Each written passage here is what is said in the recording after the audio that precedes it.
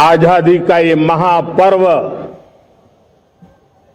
140 करोड़ संकल्पों का पर्व है। आजादी का ये पर्व सामूहिक सिद्धियों का गौरव का पल है और हृदय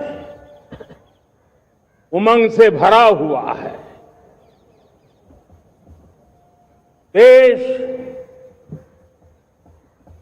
एकता की भावना को निरंतर मजबूती दे रहा है।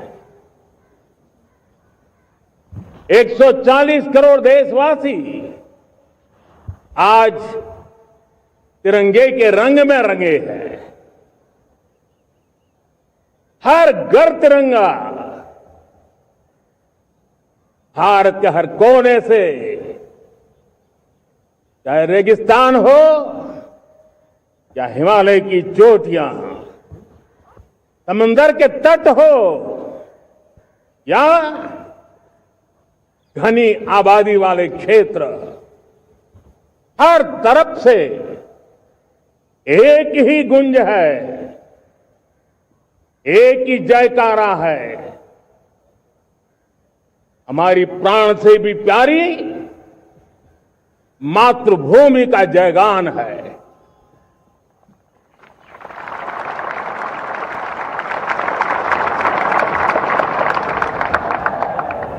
मेरे प्यारे देशवासियों, सन 47 में अनंत संभावनाओं के साथ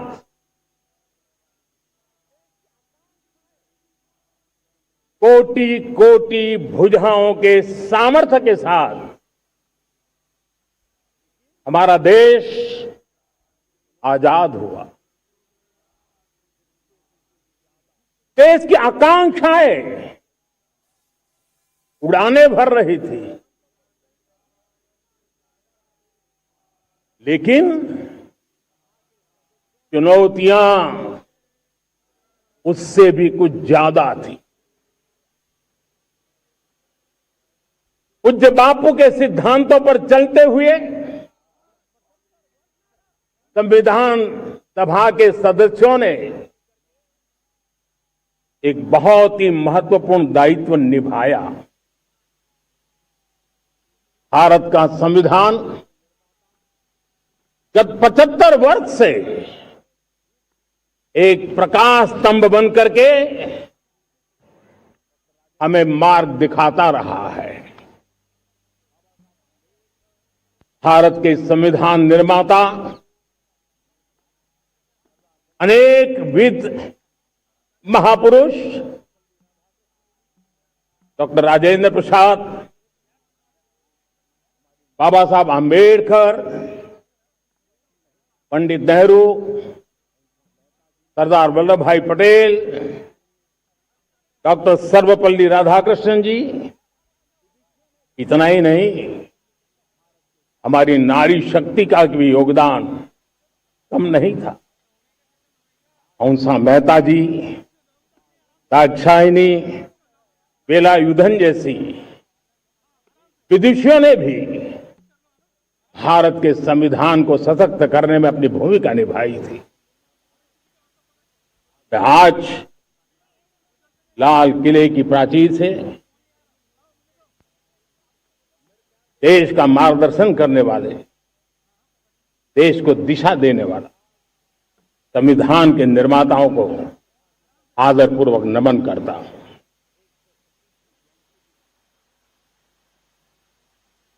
मेरे प्यारे देशवासियों, हम आज डॉक्टर श्यामा प्रसाद मुखर्जी की 125वीं जयंती भी मना रहे हैं। डॉक्टर श्यामा प्रसाद मुखर्जी भारत के संविधान के लिए बलिदान देने वाले देश के पहले महापुरुष थे। संविधान के लिए बलिदान, धारा 370 की दीवार गिराकर एक देश एक संविधान के मंत्र को जब हमने साकार किया तो हमने डॉक्टर श्यामा प्रसाद मुखर्जी को सच्ची श्रद्धांजलि दी। लाल किले पर आज कई विशेष महानुभाव उपस्थित हैं। दूर सुदूर गांव के पंचायतों के सदस्य हैं, ड्रोन दीदी के प्रतिनिधि हैं, लखपति दीदी की प्रतिनिधि हैं, खेल जगत से जुड़े लोग हैं, राष्ट्र जीवन में कुछ न कुछ देने वाले यहां महानुभाव उपस्थित हैं। एक प्रकार से यहां मेरी आंखों के सामने मैं लघु भारत के दर्शन कर रहा हूं और टेक्नोलॉजी के माध्यम से विशाल भारत के साथ भी आज लाल किला जुड़ा हुआ है। मैं आजादी के इस महापर्व पर देशवासियों का, विश्व भर में फैलाए हुए भारत प्रेमियों का, हमारे मित्रों का हृदय से बहुत बहुत अभिनंदन करता हूं। साथियों, प्रकृति हम सब की परीक्षा ले रही है। पिछले कुछ दिनों में प्राकृतिक आपदाएं, भूस्खलन, बादलों का फटना, न जाने कितनी कितनी आपदाएं हम झेल रहे हैं। पीड़ितों के साथ हमारी संवेदना है। राज्य सरकारें और केंद्र सरकार मिलकर के बचाव के काम, राहत के काम, पुनर्वसन के काम में पूरी शक्ति से जुटे हुए हैं। साथियों, आज 15 अगस्त का एक विशेष महत्व भी मैं देख रहा। मुझे बहुत गर्व हो रहा है। आज मुझे लाल किले की प्राचीर से ऑपरेशन सिंदूर के वीर जाबाजों को सैल्यूट करने का अवसर मिला है।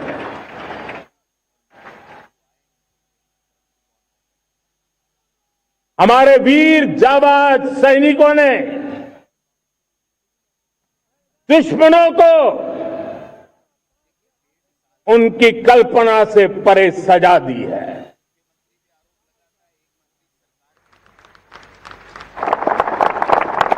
और इस अपील को पहलगाम में सीमा पार से आतंकियों ने आकर के जिस प्रकार का कत्ले आम किया, धर्म पूछ करके लोगों को मारा गया। पत्नी के सामने पति को गोलियां दी, बच्चों के सामने अपने पिता को मौत के घाट उतार दिया गया। पूरा हिंदुस्तान आक्रोश से भरा हुआ था। पूरा विश्व भी इस प्रकार से संहार से चौंक गया था। मेरे प्यारे देशवासियों, ऑपरेशन सिंदूर उसी आक्रोश की अभिव्यक्ति है।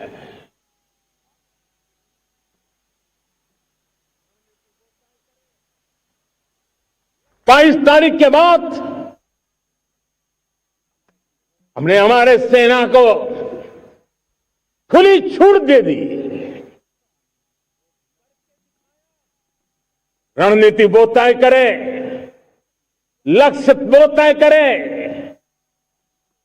समय भी वो चुने और हमारी सेना ने वो करके दिखाया जो कई दशकों तक कभी हुआ नहीं था। सैकड़ों किलोमीटर दुश्मन की धरती पर घुस करके आतंकी हेडक्वार्टर्स को मिट्टी में मिला दिया, आतंकी इमारतों को खंडहर बना दिया।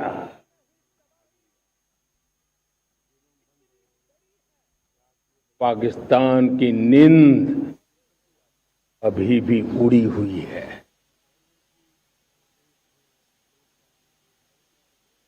पाकिस्तान में हुई तबाही इतनी बड़ी है कि रोज नए नए खुलासे हो रहे हैं, नई नई जानकारियां आ रही। मेरे प्यारे देशवासियों, हमारा देश कई दशकों से आतंक को झेलता आया हुआ है। देश के सीने को छलनी कर दिया गया है। अब हमने एक न्यू नॉर्मल प्रस्थापित किया। आतंक को और आतंकी को पालने पोसने वालों को, आतंकियों को ताकत देने वालों को अब हम अलग अलग नहीं मानेंगे।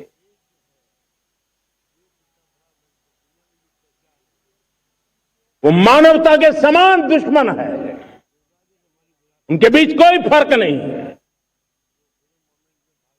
अब भारत ने तय कर लिया है कि न्यूक्लियर की धमकियों को अब हम सहने वाले नहीं हैं। न्यूक्लियर ब्लैकमेल लंबे अरसे से चलाया, अब वो ब्लैकमेल नहीं सहा जाएगा।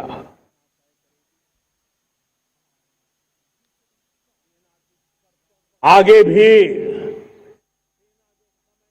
अगर दुश्मनों ने ये कोशिश जारी रखी, हमारी सेना तय करेगी, सेना की शर्तों पर, सेना जो समय निर्धारित करे उस समय पर, सेना जो तौर तरीके तय करे उस तौर तरीके से, सेना जो लक्ष्य तय करे उस लक्ष्य को अब हम अमल में ला करके रहने वाले हैं। हम मुंह तोड़ जवाब देंगे। मेरे प्यारे देशवासियों, भारत ने तय कर लिया है, खून और पानी एक साथ नहीं बहेंगे।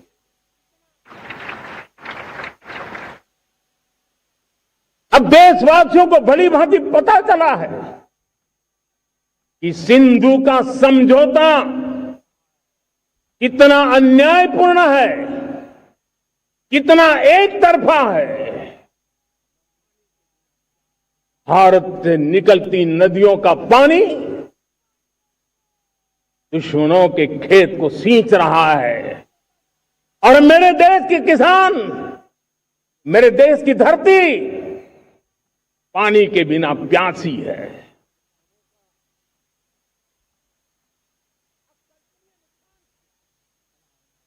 ये ऐसा समझौता था इसलिए पिछले 7 दशक से मेरे देश के किसानों का अकल्पनीय नुकसान किया है। देशवासियों को शुभकामना। और बिहार की जो ब्रुटलिस्ट को लेकर चर्चा चल अब हिंदुस्तान के हक का जो पानी है रास्ता निकालेंगे, लेकिन विदेशियों का उस पर अधिकार सिर्फ और सिर्फ हिंदुस्तान का है, हिंदुस्तान के किसानों का है। आराम से होना चाहिए। देश में बहुत सेक्रीफाइस के बाद हमको स्वतंत्रता भारत कतई और हिंदू समझौते को, उस स्वरूप को चाहिए। दशकों तक सहा है, उस स्वरूप को आगे नहीं सहा जाएगा। किसान हित में, हो गया राष्ट्र हित में ये समझौता यहाँ तो 1 करोड़ हमें मंजूर नहीं है। जो बांग्लादेशी वोटर्स हैं, तो वो अगर छट जाएंगे, ममता बनर्जी मेरे प्यारे देशवासियों, नहीं रहेगी। आजादी के लिए असंख्य लोगों ने हम भी तो ये कर रहे हैं, बलिदान दी, लेकिन वो विदेशियों का तरफदारी क्यों कर रही हैं? और अपनी जवानी खपा दी, बांग्लादेशी चाइना, जेलों में जिंदगी गुजारी है, इसलिए एसआईआर जो हो रही है, फांसी के तख्त पर डट के हैं, बैठे हैं उनको निकालने के कुछ लेने पाने बनने के लिए नहीं, लिए उनके कर्मचारियों को बोलना चाहिए कि आप भारतीय के स्वाभिमान के लिए, उल्टा कर रही है। उनके कर्मचारी कोटि कोटि जनों की आजादी के लिए, कंट्रोवर्सी बन रही है। गुलामी की जंजीरों को तोड़ने के लिए। और मन में एक ही भाव था, पहले बंगाल में लोग आते थे, स्वाभिमान। बंगाल के लोग बाहर जा रहे हैं, क्यों पलायन कर रहे हैं लोग? ये सोच साथियों, गुलामी ने हमें निर्धन बना दिया, सबका गुलामी ने नहीं, जिन्हों हमें निर्भर भी बना दिया, औरों पर हमारी निर्भरता सर इस काम में बढ़ती गई। और निकाल करके सजा देना चाहिए। हम सब जानते हैं, आजादी के बाद ममता बनर्जी को उसमें कोटि कोटि जनों के पेट भरना बड़ी चुनौती थी। कि यही मेरे देश के किसान हैं जिन्होंने खून पसीना एक करके देश के अन्न के भंडार भर दिए। पूरा बंगाल में है और डायमंड हार्बर में भी बांग्लादेशी वोटर्स हैं। जब ऐसा ही होगा तो सब साथ अनाज के संबंध में देश को आत्मनिर्भर बना दिया। एक राष्ट्र के लिए आत्मसम्मान की सबसे बड़ी कसौटी आज भी उसकी आत्मनिर्भरता है। और मेरे प्यारे देशवासियों, विकसित भारत का आधार भी है आत्मनिर्भर भारत।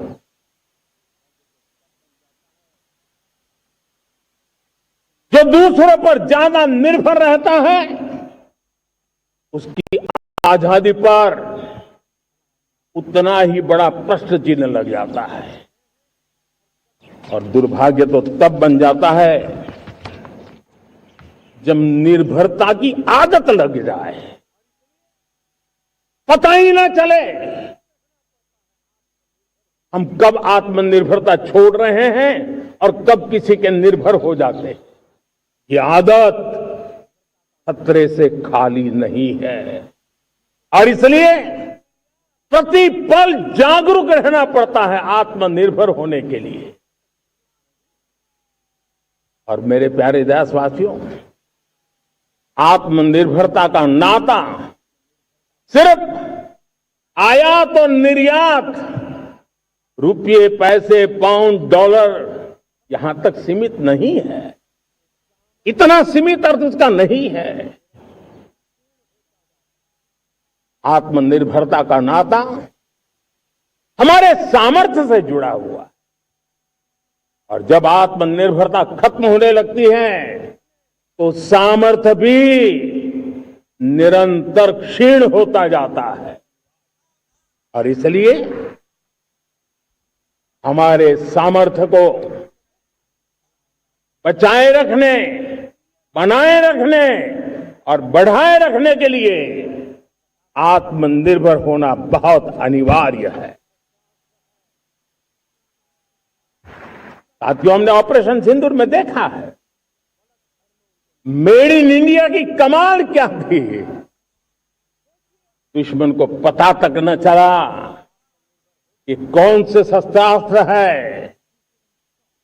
ये कौन सा सामर्थ्य है जो पलक भर में उनको नष्ट कर रहा है। सोचिए, अगर हम आत्मनिर्भर होते न होते तो क्या ऑपरेशन सिंदूर इतनी त्वरित गति से हम कर पाते? पता नहीं कौन सप्लाई देगा नहीं देगा, साजो सामान मिलेगा नहीं मिलेगा, इसी की चिंता बनी रहती। लेकिन हमें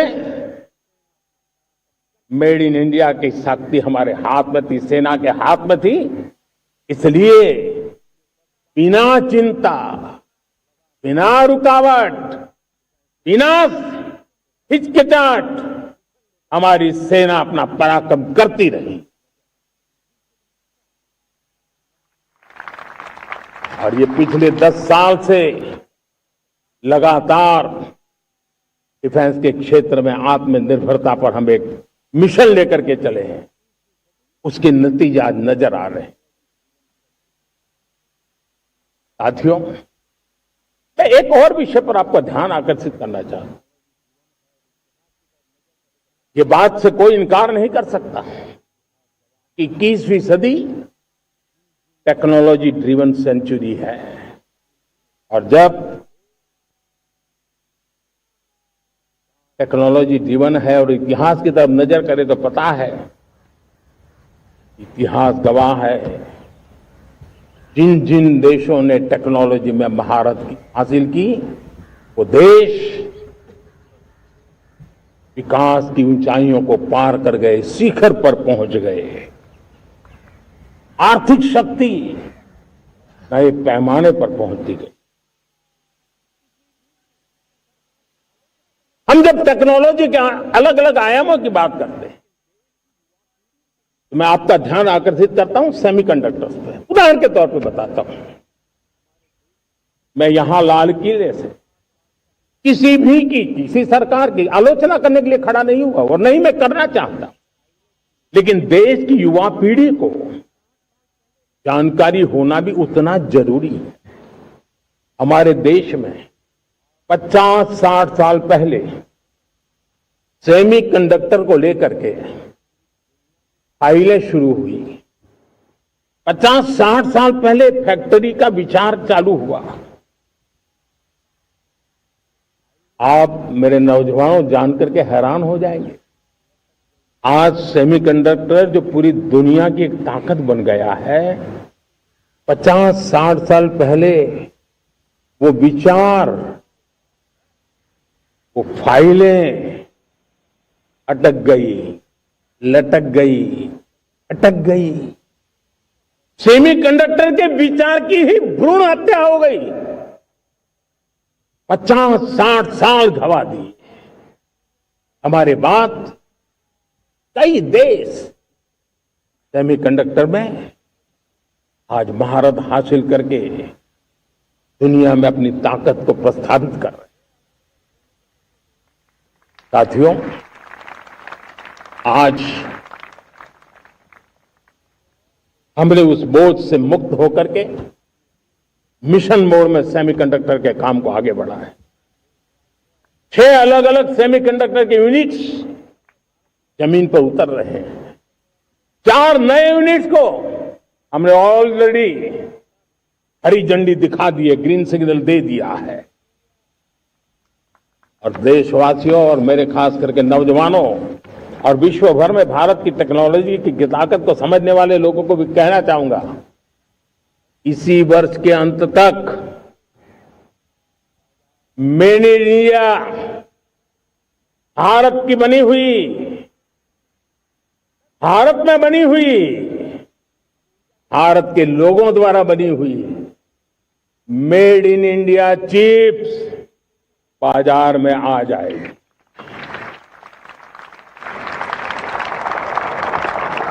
मैं दूसरा उदाहरण देना चाहता हूं।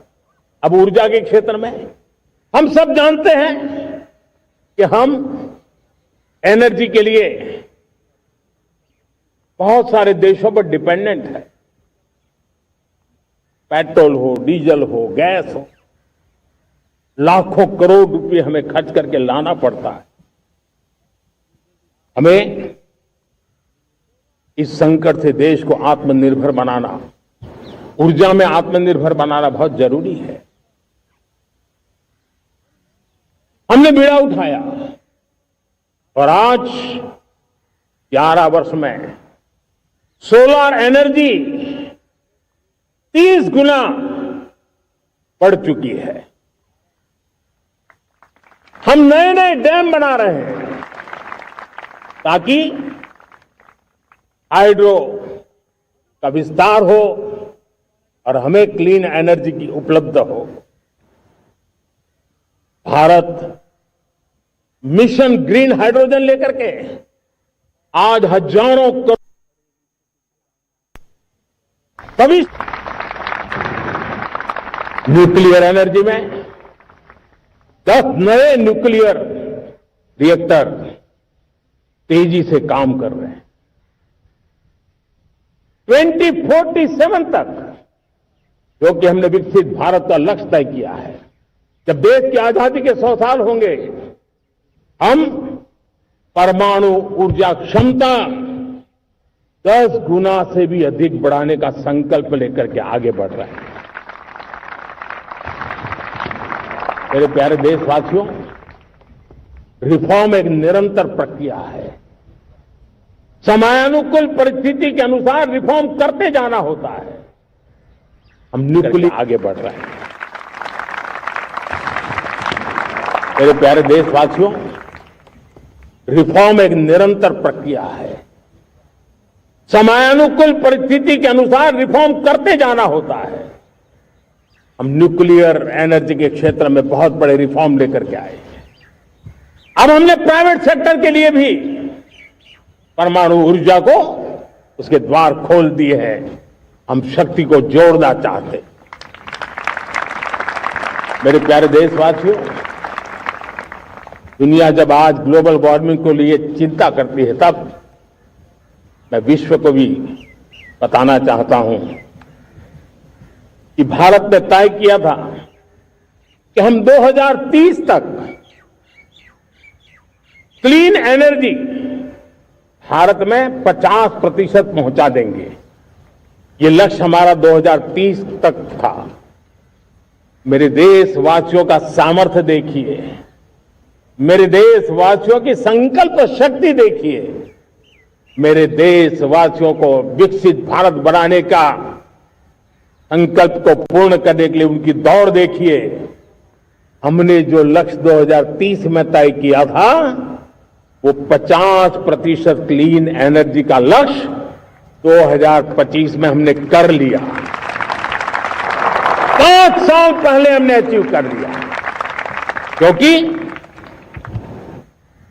विश्व के प्रति भी हम उतने ही संवेदनशील हैं, प्रकृति के प्रति भी उतने ही हम जिम्मेवार लोग हैं। मेरे प्यारे देशवासियों, बजट का बहुत बड़ा हिस्सा ये पेट्रोल, डीजल, गैस, इन सबको लाने के लिए खर्च होता था। लाखों करोड़ रुपए चले जाते थे। अगर हम ऊर्जा में डिपेंडेंट न होते, तो वो धन मेरे देश के नौजवानों के भविष्य के लिए काम आता। वो धन मेरे देश के गरीबों को गरीबी के खिलाफ लड़ाई लड़ने में काम आता।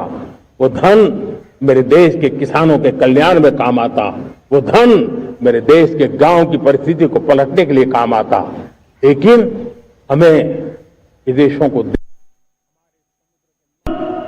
आत्मनिर्भर बनने की दिशा में काम कर रहे हैं।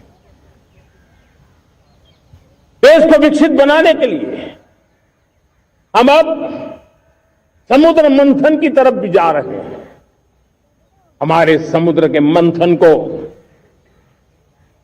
आगे बढ़ाते हुए हम समुद्र के भीतर के तेल के भंडार, गैस के भंडार, उसको खोजने की दिशा में एक मिशन मोड में काम करना चाहते हैं।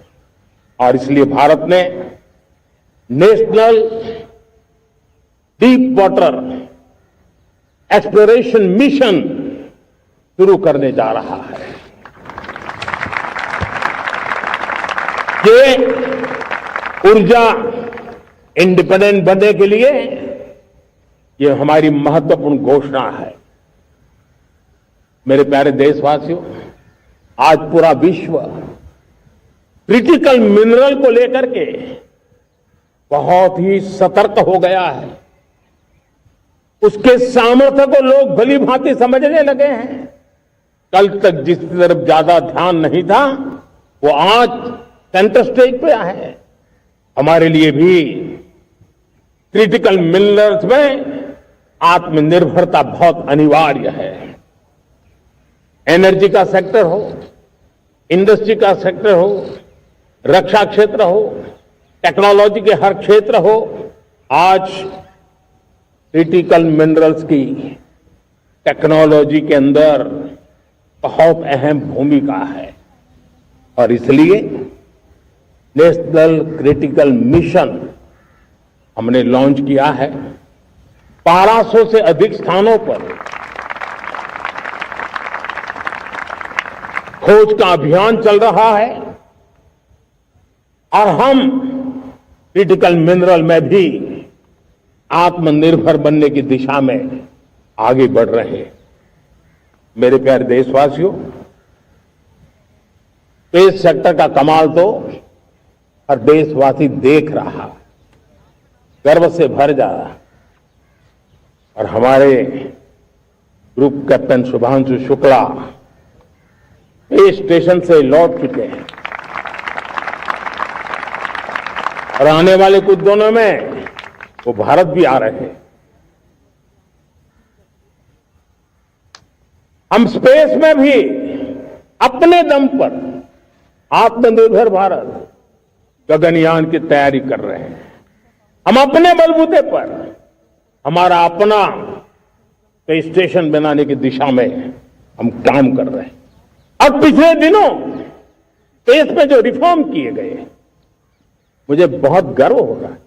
मेरे देश के 300 से ज्यादा स्टार्टअप्स आप सिर्फ और सिर्फ स्पेस सेक्टर में काम कर रहे हैं और उन 300 स्टार्टअप में हजारों नौजवान पूरे सामर्थ्य के साथ जुटे हैं।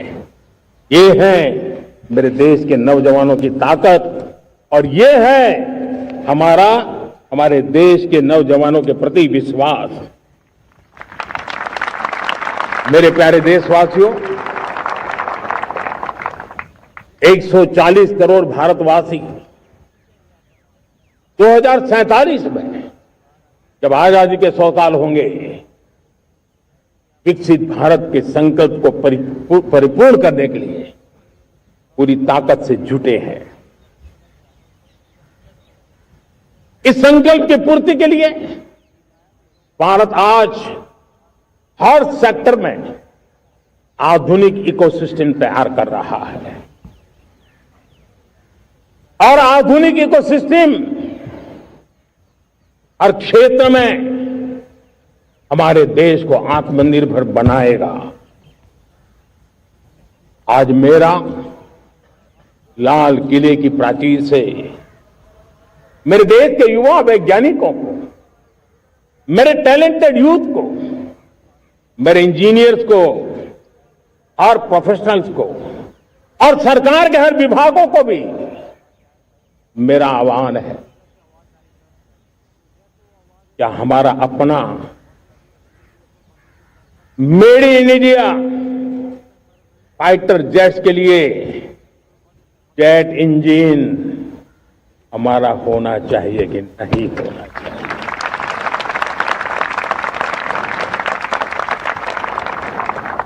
हम फार्मा ऑफ द वर्ल्ड माने जाते हैं।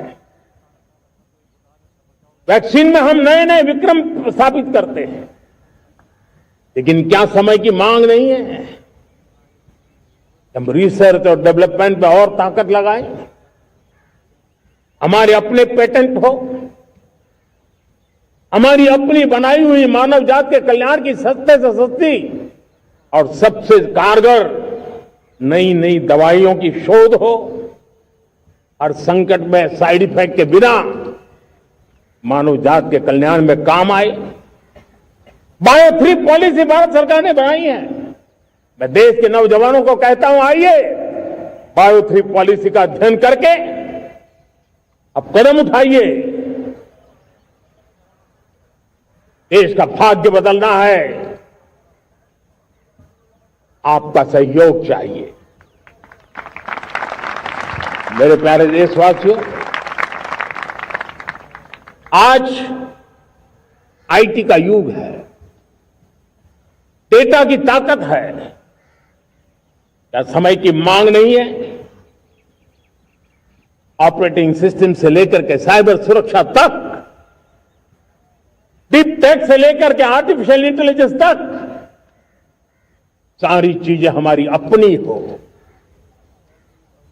इस पर हमारे ही लोगों का सामर्थ्य जुटा हुआ हो, उनकी सामर्थ्य शक्ति का विश्व को परिचय करा है।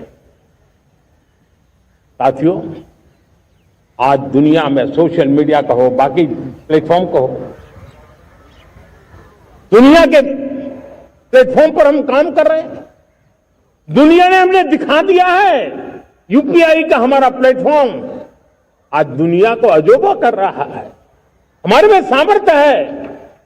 रियल टाइम ट्रांजैक्शन में 50% अकेला भारत यूपीआई के माध्यम से कर रहा है। इसका मतलब की ताकत है। क्रिएटिव वर्ल्ड हो, सोशल मीडिया हो, ये जितने भी प्लेटफॉर्म्स हैं, मेरे देश के नौजवानों में चुनौती करता हूं, आप आइए, हमारे अपने प्लेटफॉर्म क्यों ना हो, हम क्यों दूसरों पर निर्भर रहे, क्यों भारत का धन बाहर जाए। और मुझे आपके सामर्थ्य पर भरोसा है। मेरे प्यारे देशवासी, जैसे ऊर्जा के क्षेत्र में हम डिपेंडेंट हैं, वैसा ही देश का दुर्भाग्य है कि फर्टिलाइजर, उसमें भी हमें दुनिया पर निर्भर रहना पड़ता है। मेरे देश के किसान भी फर्टिलाइजर का सही उपयोग कर करके धरती माता की सेवा कर सकते हैं। अनाप शनाप उपयोग से भी धरती मां को बहुत नुकसान पहुंचा रहे हैं। लेकिन साथ साथ मैं देश के नौजवानों को कहना चाहता हूं, देश के उद्योग जगत को कहना चाहता हूं, देश के प्राइवेट सेक्टर को कहना चाहता हूं, आइए हम फर्टिलाइजर के भंडार भर दें, हम नए नए तौर तरीके खोजें और भारत की आवश्यकता के अनुसार हम अपना फर्टिलाइजर तैयार करें। हम औरों पर निर्भर न रहे। साथियों, आने वाला युग ईवी का है। अब ईवी बैटरी क्या हम नहीं बनाएंगे? हम निर्भर रहेंगे? सोलर पैनल की बात हो, इलेक्ट्रिक व्हीकल्स के लिए जिन जिन चीजों की आवश्यकताएं हैं, वो हमारी अपनी होनी चाहिए। साथियों, मैं ये इसलिए कहने की हिम्मत करता हूं, क्यों? क्योंकि मुझे देश के नौजवानों के सामर्थ्य पर भरोसा है। और भरोसा सिर्फ वो मेरे देश के नौजवान है इतने मात्र से नहीं है। कोविड के समय हम बहुत सारी चीजों पर निर्भर थे। तो मेरे देश के नौजवानों को कहा गया कि वैक्सीन हमारी अपनी चाहिए, देश ने करके दिखाया।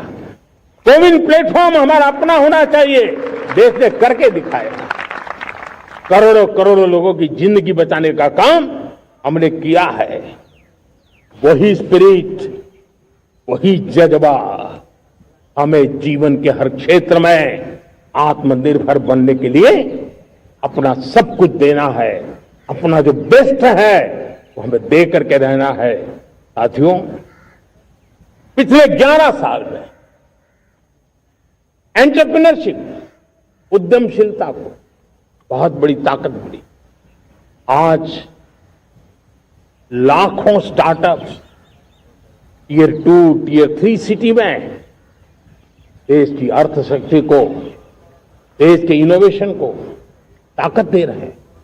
उसी प्रकार से मुद्रा योजना से हमारे देश के करोड़ों नौजवान, उसमें भी हमारी बेटियां, करोड़ों करोड़ों लोग मुद्रा से लोन लेकर के अपना खुद का कारोबार कर रहे हैं। खुद तो अपने पैरों पर खड़े हुए हैं, लेकिन औरों को भी पैरों पर खड़े रहने की ताकत देते हैं।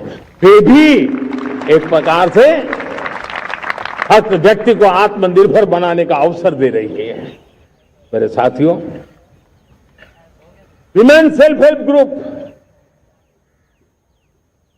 किसी का ध्यान नहीं था। पिछले 10 साल में विमेन सेल्फ हेल्प ग्रुप ने कमाल करके दिखाया। आज उनके प्रोडक्ट दुनिया के बाजार में जाने लगे हैं। लाखों करोड़ों का कारोबार हमारे विमेन सेल्फ हेल्प ग्रुप बनते हैं। मैंने एक बार मन की बात में खिलौने की बात कही थी। हम करोड़ों करोड़ रुपए के खिलौने विदेश से लाते थे। मैंने ऐसे ही मन की बात में कहा करे मेरे देश के नौजवानों, ऐसा भी करेंगे क्या, किलो भी बांट देंगे। और आज मैं गर्व से कहता हूं कि मेरा देश खिलौने एक्सपोर्ट करने लग गया है। यानी देश के सामर्थ्य को हर प्रकार के अवसर मिले, हर रुकावटों से मुक्ति मिले, उसको सर्वाधिक करने के लिए प्रेरित किया जाए, देश कर सकता है।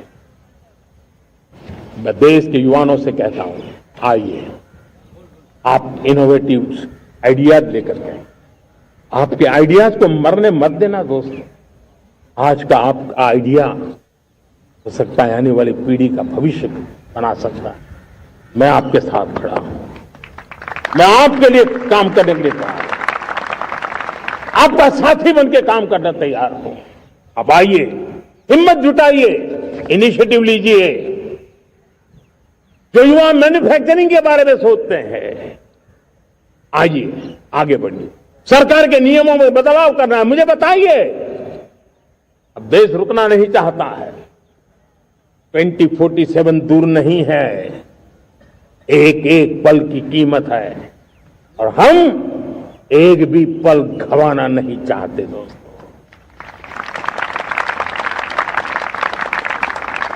साथियों, ये आगे बढ़ने का अवसर है, बड़े सपने देखने का अवसर है, संकल्प के लिए समर्पित होने का अवसर है। जब सरकार आपके साथ है और मैं स्वयं आपके साथ हूं, तब हम नया इतिहास बना सकते हैं। साथियों, आज नेशनल मैन्युफैक्चरिंग मिशन पर बहुत तेजी से काम हो रहा है। हमारे एमएसएमई उसका लोहा दुनिया मानती है। ये दुनिया में बड़ी बड़ी चीजें बनती है ना, कुछ न कुछ तो औजार हमारे देश के एमएसएमई के द्वारा जाते हैं, बड़े गर्व के साथ जाते हैं। लेकिन हम कॉम्प्रिहेंसिव इंटीग्रेटेड विकास की राह पर जाना चाहते हैं और इसलिए उनकी शक्ति बढ़े। और उसमें भी मैंने पहले एक बार लाल किले से कहा था, जीरो डिफेक्ट जीरो इफेक्ट। आज कहना चाहता हूं कि हमें विश्व बाजार में अपने सामर्थ्य का लोहा मनवाना है, तो हमें क्वालिटी में निरंतर नई ऊंचाइयों को पार करना। दुनिया क्वालिटी को स्वीकार करती है, हमारी गुणवत्ता सबसे ज्यादा हो और सरकार के भी प्रयास हो, रॉ मटेरियल की भी उपलब्धि हो, हमारी प्रोडक्शन की कॉस्ट कैसे कम हो, हम उसमें दम रह गए।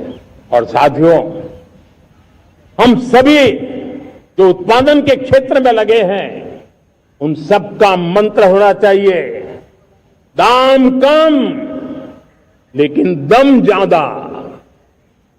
हमारी हर प्रोडक्ट का दम ज्यादा हो लेकिन दाम कम हो, इस भाव को लेकर के हमें आगे बढ़ना है। मेरे प्यारे देशवासियों, आजादी के लिए अनगिनत लोगों ने बलिदान दिए हैं। मैंने पहले भी कहा, जवानी खपा दी, फांसी पे लटक गए। क्यों? स्वतंत्र भारत के लिए 75-100 साल पहले का वो कालखंड याद कीजिए। पूरा देश स्वतंत्र भारत के मंत्र को लेकर के जीता था। आज समय की मांग है, स्वतंत्र भारत का मंत्र लेकर के जीने वालों ने हमें स्वतंत्र भारत दिया। आज 140 करोड़ देशवासियों का एक ही मंत्र होना चाहिए, समृद्ध भारत। अगर कोटि कोटि लोगों के बलिदान से स्वतंत्र भारत हो सकता है, तो कोटि कोटि लोगों के संकल्प से, पुरुषार्थ से, आत्मनिर्भर बनने से, वोकल फॉर लोकल की बात करने से, स्वदेशी का मंत्र को जापने से समृद्ध भारत भी बन सकता है। वो पीढ़ी स्वतंत्र भारत के लिए खप गई थी, ये पीढ़ी समृद्ध भारत के लिए नए कदम उठाए, यही समय की मांग है। और इसलिए मैं आज बार बार आग्रह करता हूं और मैं देश के सभी इन्फ्लुएंसर्स को कहना चाहता हूं, इस मंत्र को आगे बढ़ाने में मेरी मदद कीजिए। मैं सभी राजनीतिक दलों को, राजनेताओं को सबसे कहता हूं कि आइए, ये किसी राजनीतिक दल का एजेंडा नहीं है, भारत हम सबका है। हम मिलकर के वोकल फॉर लोकल उस मंत्र को हर नागरिक के जीवन का मंत्र बनाएं। भारत में बनी हुई, भारत के नागरिकों के पसीने से बनी हुई वो चीजें जिसमें भारत की मिट्टी की महक हो और जो भारत के आत्मनिर्भर के संकल्प को ताकत देता हो, हम उसी को खरीदेंगे, हम उसी का उपयोग करेंगे। हम उस दिशा में आगे आए, यह हमारा सामूहिक संकल्प हो। देखते ही देखते हम दुनिया बदल देंगे दोस्तों। मैं आज हर छोटे मोटे व्यापारी को, दुकानदार से आग्रह करना चाहता हूं, आपकी भी जिम्मेवारी है। हम छोटे थे, हमने कभी बाजार में देखा नहीं था कि शुद्ध घी की दुकान, ऐसे ही लिखा जाता था घी की दुकान, लेकिन समय रहते लोग लिखने लगे शुद्ध घी की दुकान। मैं चाहता हूं देश में ऐसे व्यापारी आगे आए, ऐसे दुकानदार आए कि यहां स्वदेशी माल बिकता है, वो बोर्ड लगा रहे। हम स्वदेशी का गर्व करने लगे। हम स्वदेशी मजबूरी में नहीं, मजबूती के साथ उपयोग करेंगे, मजबूती के लिए उपयोग करेंगे और जरूरत पड़ी तो औरों को मजबूर करने के लिए उपयोग करेंगे। ये हमारी ताकत होनी चाहिए, ये हमारा मंत्र होना चाहिए। मेरे प्यारे देशवासियों,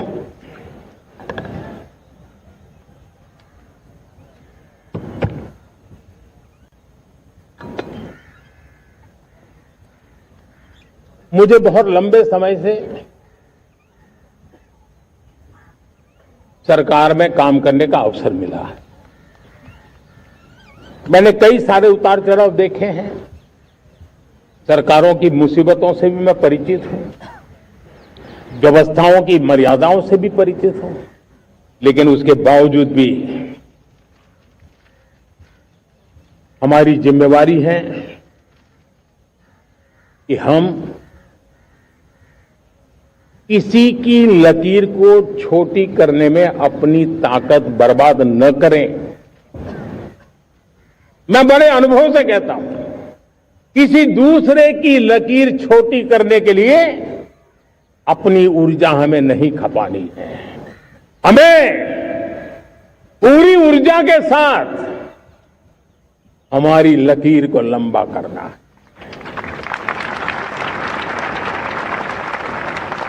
हम अगर अपनी लकीर लंबी करते हैं तो दुनिया भी हमारा लोहा मानेगी। आज जब वैश्विक परिस्थितियों में आर्थिक स्वार्थ दिनों दिन बढ़ रहा है, तब समय की मांग है कि हम उन संकटों के रोते बैठने की जरूरत नहीं है, हिम्मत के साथ हम अपनी लकीर को लंबी करें। और मैं 25 साल के शासन के अनुभव से कह सकता हूं, अगर ये रास्ता हमने चुन लिया, हर किसी ने चुन लिया, तो फिर कोई स्वार्थ हमें अपनी चंगुल में नहीं फंसा सकता है। मेरे प्यारे देशवासियों, बीता दशक रिफॉर्म, परफॉर्म, ट्रांसफॉर्म कर रहा है, लेकिन अब और नई ताकत से जुड़ना है। पिछले दिनों हमने कई रिफॉर्म्स किए, एफडीआई हो, इंश्योरेंस कंपनी की बात हो, विश्व की यूनिवर्सिटीज को भारत के अंदर ध्यान देने की बात हो, पुराने कानून तो बाहर से ज्यादा अनावश्यक कंप्लायंसेस को हमने खत्म किया है। इतना ही नहीं, 1500 से अधिक पुराने कानून हितों को सर्वोपरि रख करके बदलाव किए हैं। इस बार भी हो हल्ला के बीच लोगों तक बात पहुंची नहीं होगी, लेकिन एक बहुत बड़ा रिफॉर्म इनकम टैक्स एक्ट में हुआ है। करीब 280 से ज्यादा धाराएं हमने समाप्त करने का निर्णय किया है। और साथियों, सिर्फ आर्थिक मोर्चे पर ही रिफॉर्म नहीं, हमने नागरिक के जीवन को भी आसान बनाने के लिए रिफॉर्म किए। इनकम टैक्स रिफंड की बात हो, रिफॉर्म का परिणाम है। फेसलेस असेसमेंट की बात हो, रिफॉर्म का परिणाम है। 12 लाख तक आज इनकम टैक्स से मुक्ति दे देना देश का जो भविष्य बनाने में उत्सुक है, ऐसा मेरा मध्यम वर्ग का परिवार आज खुला नहीं समा रहा है। कभी किसी ने सोचा नहीं था कि 12 लाख रुपए तक का इनकम टैक्स पर जीरो कर दिया जाएगा। आज कर लिया है। जब देश का सामर्थ्य बढ़ता है तो देशवासियों को लाभ मिलता है। अंग्रेजों के जमाने से दंड संहिता में हम दबे पड़े थे। दंड का भय दिखा करके जीवन चल रहा था। 75 साल आजादी के ऐसे ही गए। हमने दंड संहिता को खत्म कर दिया, न्याय संहिता को ले आए हैं।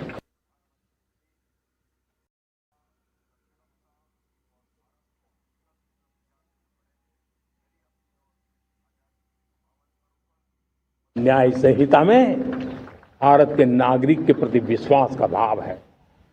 भारत के नागरिक के अंदर अपनेपन का भाव है, संवेदनशीलताओं से भरा हुआ है। हमने रिफॉर्म की यात्रा को तेज करने के लिए बीड़ा उठाया। हम बहुत तेजी से आगे बढ़ना चाहते हैं। मैं चाहता हूं देशवासियों, देश के लिए कर रहा हूं, मैं मेरे लिए नहीं कर रहा हूं, किसी का बुरा करने के लिए नहीं कर रहा हूं। मेरे राजनीतिक दल पर प्रतिस्पर्धी साथी भी देश की इस उज्जवल भविष्य के लिए आगे आए, हमारा साथ दें।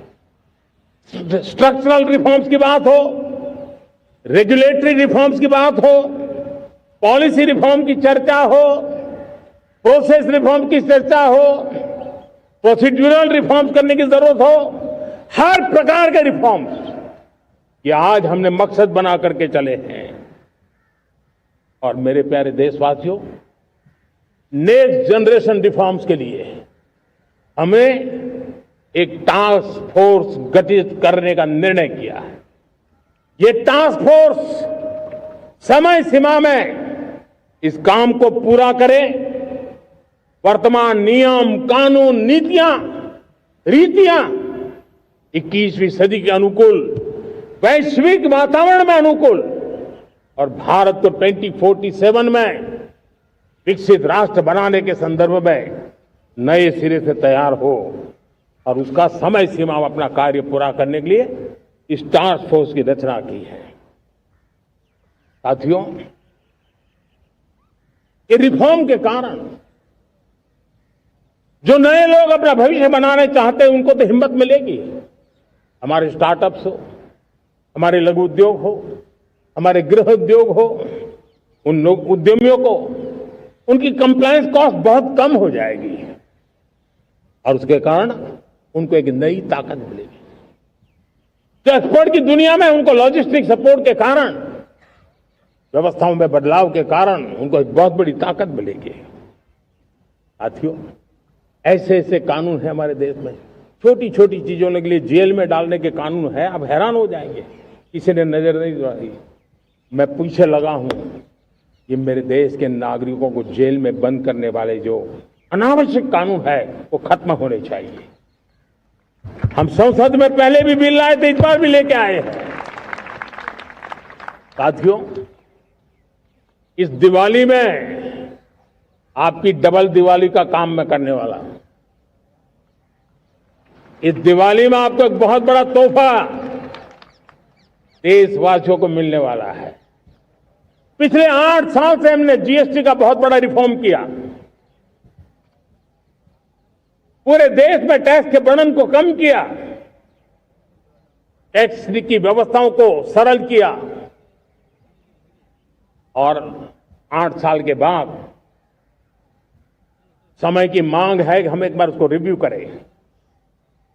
हमने एक हाई पावर कमेटी को बिठा करके रिव्यू शुरू किया, राज्यों से भी विचार विमर्श किया और मेरे प्यारे देशवासियों, हम नेक्स्ट जनरेशन जीएसटी रिफॉर्म्स लेकर के आ रहे हैं। ये दिवाली के अंदर आपके लिए तोहफा बन जाएंगे। सामान्य मानवीय की जरूरतों के टैक्स भारी मात्रा में कम कर दिए जाएंगे, बहुत बड़ी सुविधा बढ़ेगी। हमारे एमएसएमई, हमारे लघु उद्यमी, इनको बहुत बड़ा लाभ मिलेगा। रोजमर्रा की चीजें बहुत सस्ती हो जाएगी और उससे इकोनॉमी को भी एक नया बल मिलने वाला है। मेरे प्यारे देशवासियों, आज देश तीसरी बड़ी इकोनॉमी बनने के लिए समय तेज गति से आगे बढ़ रहा है। हम दरवाजे खटखटा रहे हैं और बहुत तेजी से हम उसको अचीव भी कर लेंगे। और कोई तो दिन होगा मैं आपके बीच आकर के लाल किले की प्राचीर से ये खबर भी सुनाऊंगा।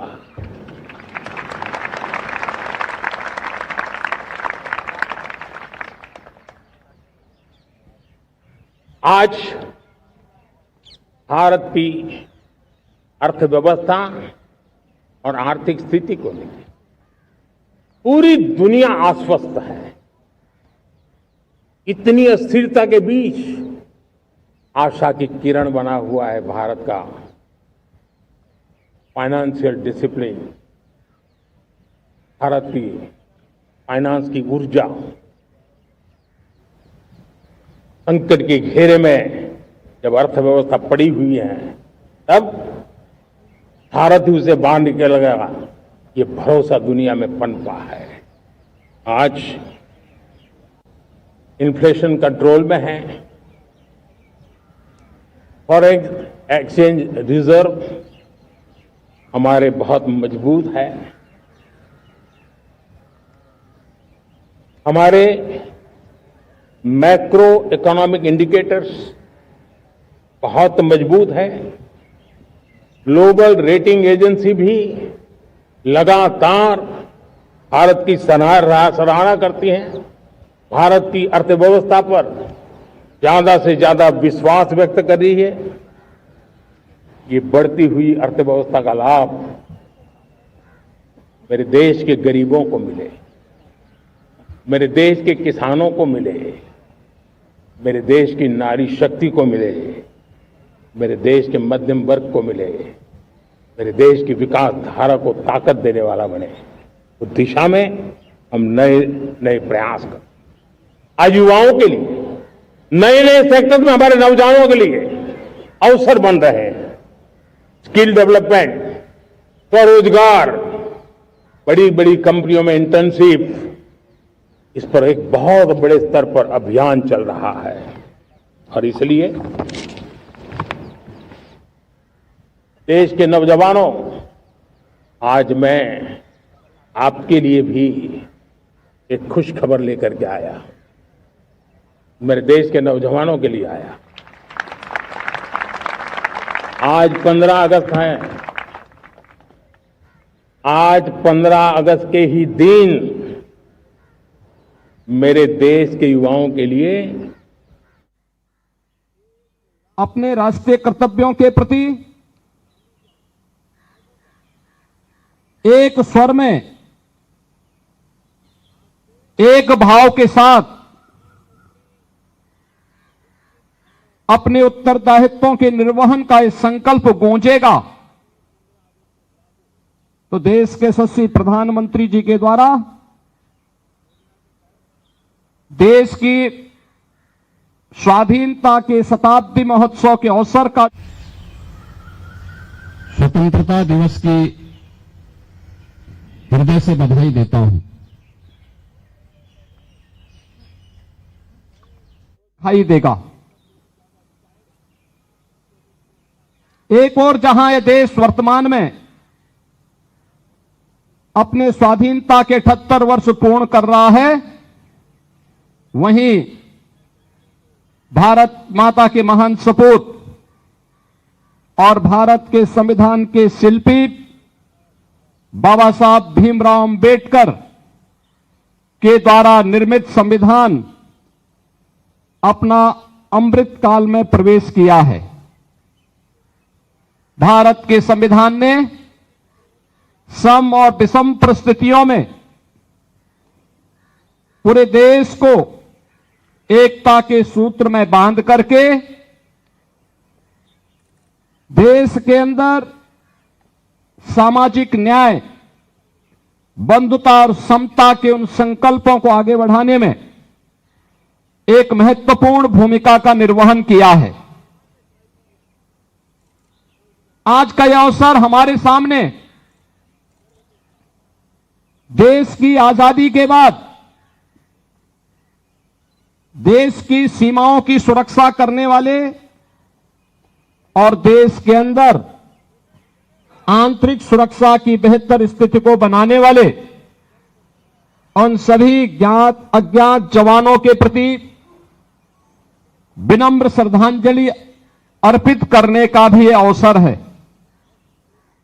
अभी हाल ही में हम सब ने भारत की सेना के शौर्य और पराक्रम का, उनकी सामर्थ्य और शक्ति को देखा है, जब ऑपरेशन सिंदूर के दौरान इस पूरे ऑपरेशन को सफल क्रियान्वयन के माध्यम से दुनिया को भारत के सामर्थ्य से भारत की सेना के जवानों ने उसका एहसास कराया। पूरा भारतवासी इस बात का एहसास करता है कि ऑपरेशन सिंदूर इस मायने में कुछ अलग है, क्योंकि ऑपरेशन सिंदूर के अंदर हमारे जवानों ने जिन अस्त्र शस्त्रों का प्रयोग किया था, जो मिसाइल, जो ड्रोन इस्तेमाल हुए थे, ये स्वदेशी हैं।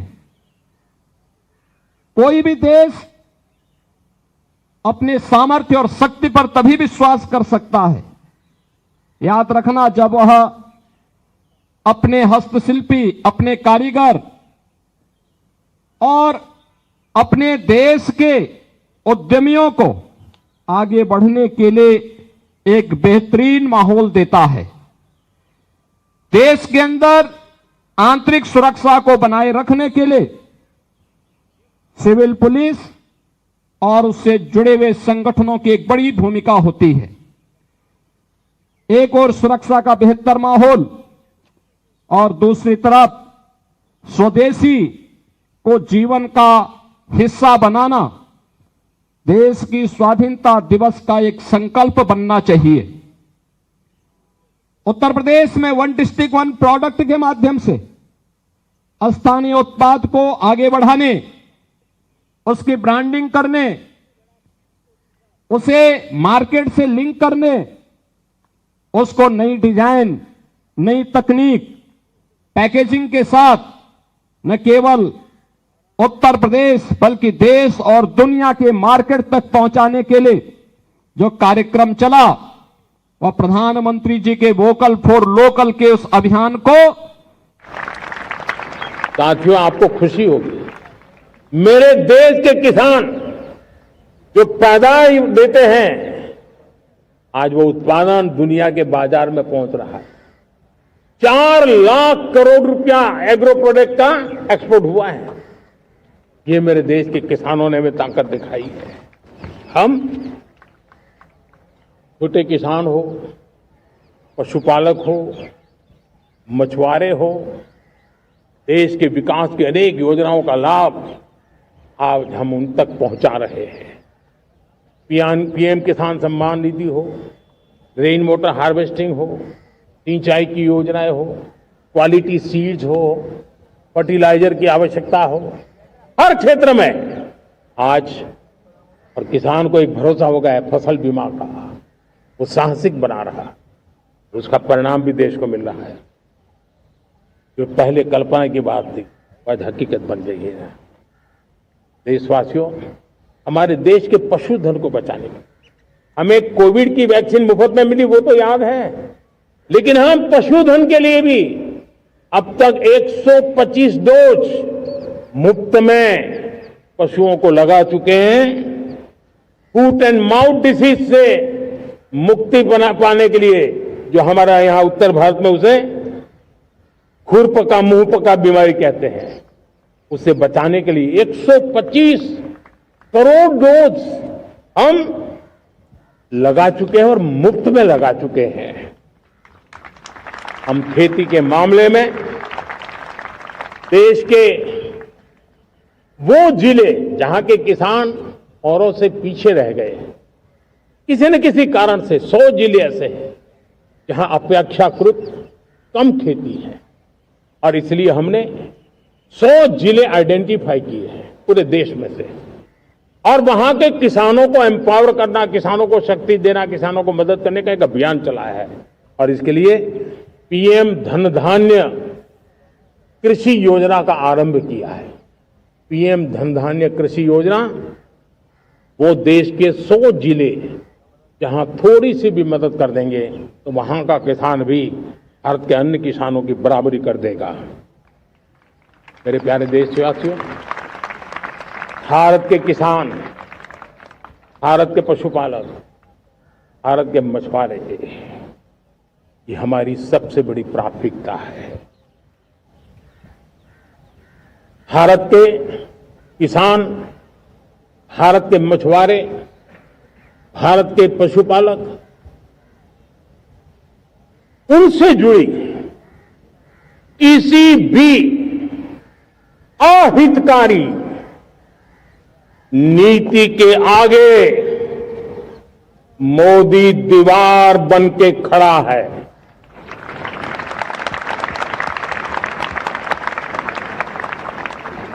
भारत अपने किसानों, अपने पशुपालकों, अपने मछुआरों के संबंध में कभी भी कोई समझौता नहीं स्वीकार करेगा।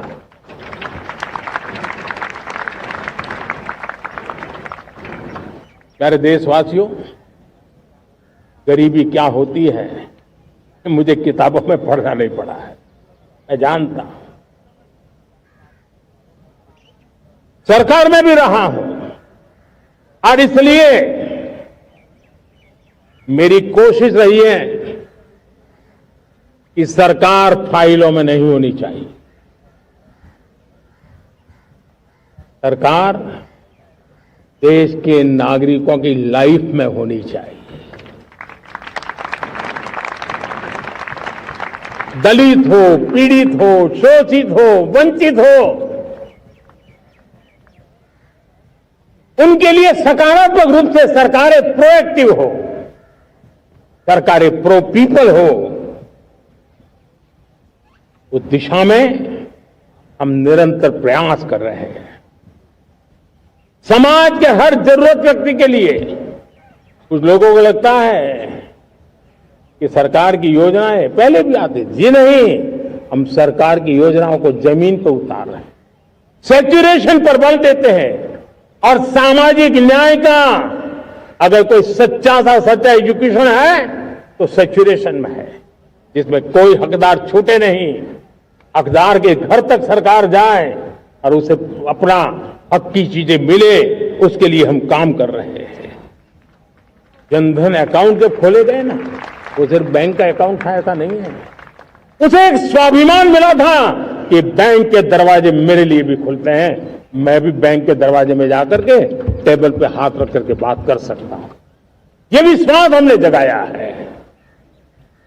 आयुष्मान भारत ने बीमारी को सहने की आदत से मुक्ति दिलाने का और उनको अच्छे स्वास्थ्य के लिए मदद करने का काम, और जब हम वरिष्ठ नागरिकों को 5 लाख रुपए से ज्यादा मदद कर करके उनके आरोग्य की चिंता करते हैं, आज पीएम आवास 4 करोड़ गरीबों को घर मिलना मतलब जिंदगी के नए सपने वहां सजते हैं। वो सिर्फ 4 दीवारें नहीं है दोस्तों, रेहड़ी पटरी वालों के लिए पीएम स्वनिधि योजना, जो कभी प्याज के चक्कर में फंसा रहता था, आज पीएम स्वनिधि से रेहड़ी पटरी वाला भी, और आपने देखा वो यूपीआई से पैसे लेता है, यूपीआई से पैसे देता है।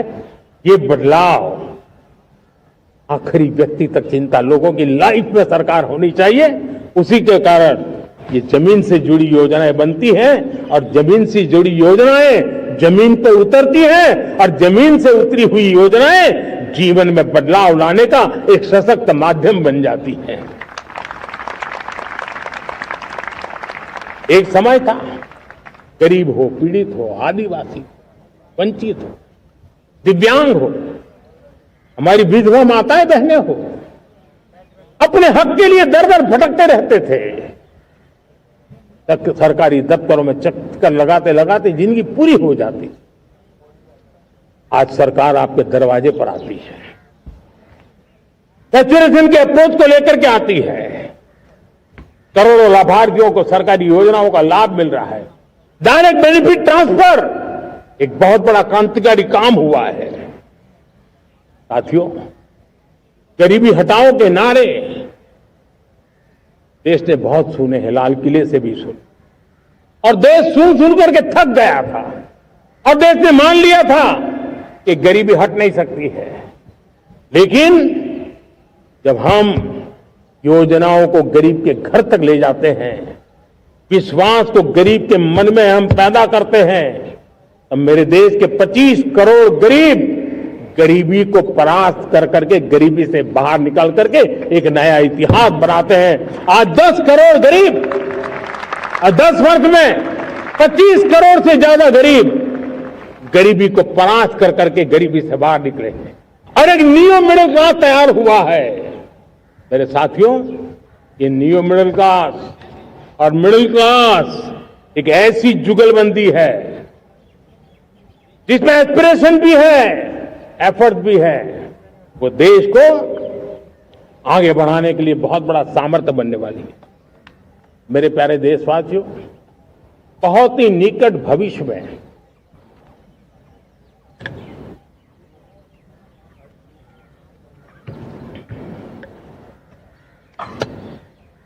मेरे प्यारे देशवासियों, बहुत ही निकट भविष्य में महान समाज सुधारक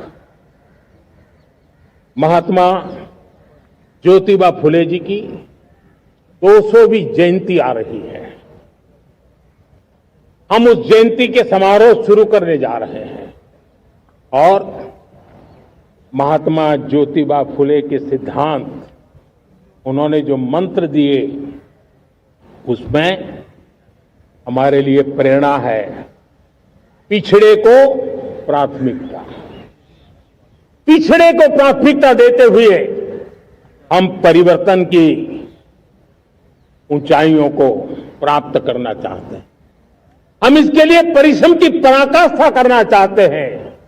हम पारदर्शी नीतियों के द्वारा पिछड़ों को प्राथमिकता, ये हम धरती पर उतारना चाहते हैं, और पिछड़े के जीवन में उतारना चाहते हैं। साथियों, रेहड़ी पटरी वालों के लिए स्वनिधि योजना हो, या हमारे हुनर वाले, हाथ से काम करने वाले विश्वकर्मा योजना की बात हो, आदिवासी में भी जो पिछड़े रह गए हैं उनके लिए पीएम जनधन की योजना की बात हो, हमारे पूर्वी भारत को विकास में पूरे देश के अंदर बराबरी में लाना और उनको नेतृत्व देने की दिशा में काम हो। हम सिर्फ समाज पिछड़े हो उनकी चिंता तक अटकने वाले नहीं है। जो क्षेत्र पिछड़े हैं उनको भी हम प्राथमिकता देना चाहते हैं। जो जिले पिछड़े रहे हैं हम उनको प्राथमिकता देना चाहते हैं। जो ब्लॉक पिछड़े रहे हैं उनको प्राथमिकता देना चाहते हैं। हमने 100 एस्पिरेशनल डिस्ट्रिक्ट, 500 एस्पिरेशनल ब्लॉक, उसी मिशन में काम किया है। हमने पूर्वी भारत के विकास के लिए हजारों करोड़ रुपए के इंफ्रास्ट्रक्चर के प्रोजेक्ट को बल दिया है। हमने पूर्वी भारत के जीवन को बदल करके देश की विकास यात्रा में भागीदार बनने का, मेरे प्यारे देशवासियों, जीवन हर क्षेत्र में विकास होना चाहिए। विकास के लिए खेल का भी महत्व होता है। और मुझे खुशी है कि एक जमाना था जहां बच्चे खेल में अगर समय लगाते हैं तो माँ बाप ज्यादा पसंद नहीं करते थे। आज एकदम से उलट गया है। अगर बच्चे खेलकूद में आगे आते हैं, रुचि लेते हैं, तो माँ बाप गर्व से भर जाते हैं। मैं इसे एक शुभ संकेत मानता हूं। मेरे देश के परिवार के अंदर खेल को प्रोत्साहन का वातावरण मैं देखता हूं, मेरा मन गर्व से भर जाता है। मैं इसे देश के भविष्य के लिए बहुत शुभ संकेत मानता हूं। और साथियों, इस खेल को बढ़ावा देने के लिए हमने नेशनल स्पोर्ट्स पॉलिसी कई दशकों के बाद हम देश में खेलो भारत नीति को लेकर के आए हैं, ताकि एक खेल जगत का सर्वांगीण विकास का प्रयास हो। स्कूल से लेकर के ओलंपिक तक हम एक पूरा इकोसिस्टम डेवलप करना चाहते हैं, चाहे कोचिंग की व्यवस्था हो, फिटनेस की बात हो, खेल के मैदान हो, खेल की व्यवस्थाएं हो, खेल के लिए आवश्यक साधन हो, लघु उद्योगों को भी खेल के साधन बनाने में मदद करने की बात हो। यानी एक प्रकार से पूरा इकोसिस्टम हम दूर दराज के बच्चों तक पहुंचाना चाहते हैं। लेकिन साथियों, जब मैं फिटनेस की बात करता हूं, जब मैं खेलकूद की बात करता हूं, तब मैं एक चिंता भी आपके सामने रखना चाहता हूं। हमारे देश के हर परिवार को चिंता करनी चाहिए। मोटापा हमारे देश के लिए बहुत बड़ा संकट बनता जा रहा है। आने वाले वर्षों में लोग, जो पंडित लोग हैं वो कहते हैं, जो जानकार लोग कहते हैं, हर तीसरे व्यक्ति में एक व्यक्ति मोटापे का शिकार होगा। हमें मोटापे से बचना है, ओबेसिटी से बचना है। और इसलिए मैंने बाकी सब करना पड़ेगा, लेकिन एक छोटा सा सुझाव दिया था कि परिवार तय करे कि जब खाने का तेल घर में आएगा 10% कम ही आएगा और 10% कम ही उपयोग करेंगे, और हम ओबेसिटी के खिलाफ लड़ाई को जीतने की दिशा में हम अपना योगदान देंगे।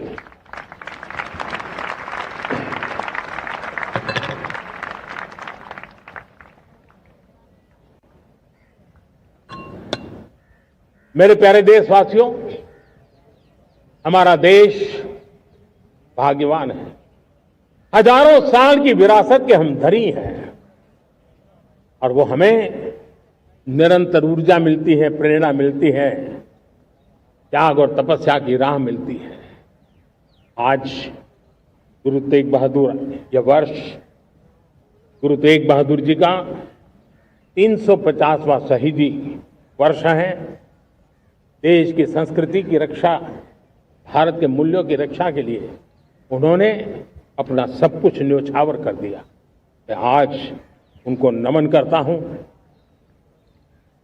साथियों, हमारी संस्कृति की ताकत हमारी विविधता है। हम विविधता को सेलिब्रेट करना चाहते हैं। हम विविधता को सेलिब्रेट करने की आदत बनाना चाहते हैं। यह हमारा गौरव है कि हमारा भारत माँ का यह बगीचा कितने विविध प्रकार के फूलों से सजा हुआ है, कितनी विविधताएं हैं। ये विविधता हमारे लिए एक बहुत बड़ा, हमारी विरासत है, बहुत बड़ा गौरव है। हमने प्रयागराज के महाकुंभ में देखा भारत की विविधता को कैसे जिया जाता है। एक स्थान पर करोड़ों लोग, एक ही भाव, एक ही प्राण, एक ही प्रयास, दुनिया के लिए बहुत बड़ा अजूबा है। महाकुंभ की वो सफलता भारत की एकता की, भारत के सामर्थ्य की दुहाई देती है। साथियों, हमारा देश भाषाओं की विविधता से बहुत ही भरा हुआ है, पुलकित है। और इसलिए हमने मराठी, असमिया, बांग्ला, पाली, प्राकृत को क्लासिकल लैंग्वेज का दर्जा दिया है। और मेरा मत है, हमारी भाषाएं जितनी विकसित होगी, हमारी सभी भाषाएं जितनी समृद्ध होगी, हमारे नॉलेज के सिस्टम को भी उतना ही बल मिलने वाला है। और हमारी वो ताकत है, आज जब डेटा का जमाना है ना, तो ये ताकत दुनिया के लिए भी बड़ी ताकत बन सकती है। इतना सामर्थ्य हमारी लैंग्वेज में। हमें हमारी सभी भाषाओं पर गर्व होना चाहिए। हमारी सभी भाषाओं के विकास के लिए हर किसी ने बनते हुए प्रयास करना चाहिए। साथियों, पांडुलिपि में हमारे ज्ञान के भंडार पड़े हैं, लेकिन उसके प्रति उदासीनता रही है। इस बार हमने ज्ञान भारतम योजना के तहत देश भर में जहां भी हस्तलिखित ग्रंथ है, जहां पांडुलिपियां हैं, सदियों पुराने जो दस्तावेज हैं, उनको खोज खोज करके आज की टेक्नोलॉजी का उपयोग करते हुए उस ज्ञान की समृद्धि को आने वाली पीढ़ियों के लिए काम आए, उस दिशा में काम कर रहे हैं। मेरे प्यारे देशवासियों, हमारा स्पष्ट मत है, यह देश सिर्फ सरकारें नहीं बनाती है, ये देश राज सत्ता पर विराजमान लोग ही नहीं बनाते हैं, ये देश शासन की धुरा संभालने वाले नहीं बनाते हैं। ये देश बनता है कोटि कोटि जनों के पुरुषार्थ से, ऋषियों के, मुनियों से, वैज्ञानिकों के, शिक्षकों के, किसानों के, जवानों के, सेना के, मजदूरों के, हर किसी के प्रयास से देश बनता है। हर किसी का योगदान होता है, व्यक्ति का भी होता है, संस्थाओं का भी होता है। आज मैं बहुत गर्व के साथ एक बात का जिक्र करना चाहता हूं। आज से 100 साल पहले एक संगठन का जन्म हुआ, राष्ट्रीय स्वयंसेवक संघ। 100 साल की राष्ट्र की सेवा एक बहुत ही गौरवपूर्ण स्वर्णिम पृष्ठ है। व्यक्ति निर्माण से राष्ट्र निर्माण के संकल्प को लेकर के 100 साल तक मां भारती का कल्याण का लक्ष्य लेकर के लक्षावधि स्वयंसेवकों ने मातृभूमि के कल्याण के लिए अपना जीवन समर्पित किया है।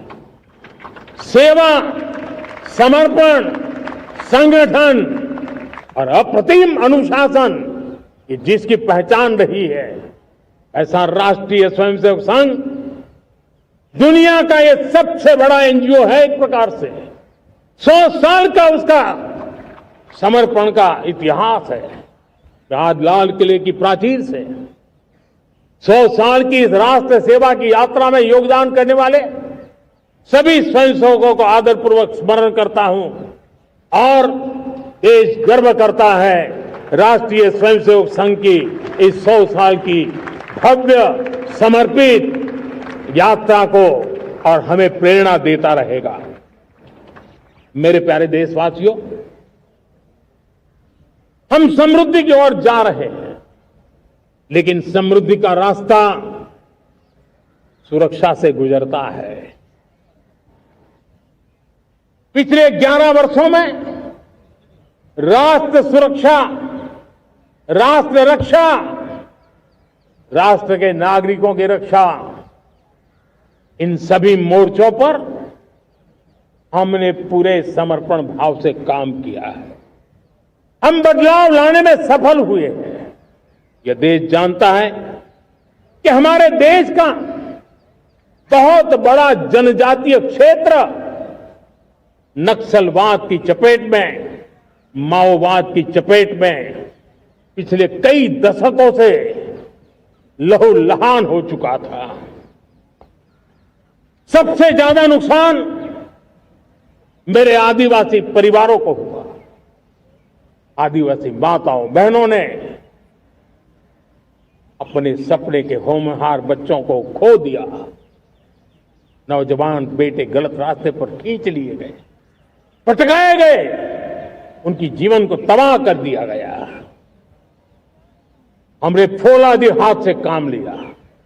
एक समय था कभी 125 से ज्यादा जिलों में नक्सलवाद अपनी जड़ें जमा चुका था।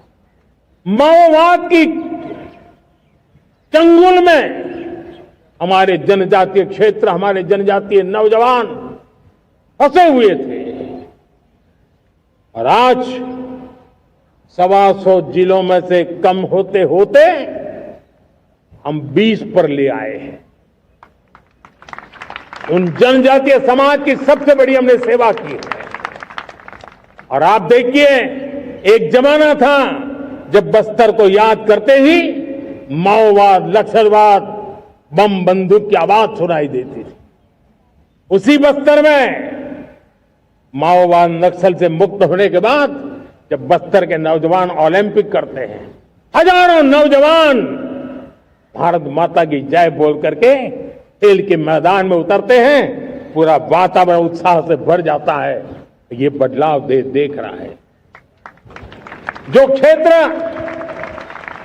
कभी रेड कॉरिडोर के रूप में जाने जाते थे, वो आज विकास के ग्रीन कॉरिडोर बन रहे हैं। साथियों, हमारे लिए गर्व की बात है, भारत के नक्शे में जिन क्षेत्रों को लहूलुहान कर दिया गया था, लाल रंग से रंग दिया गया था, हमने वहां संविधान, कानून और विकास का तिरंगा फहरा दिया है।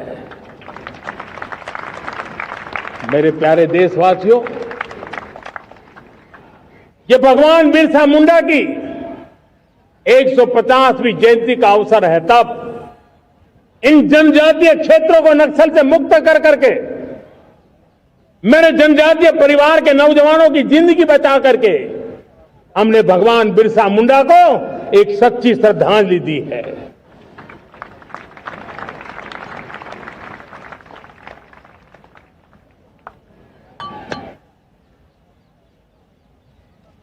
मेरे प्यारे देशवासियों, मैं आज देश के सामने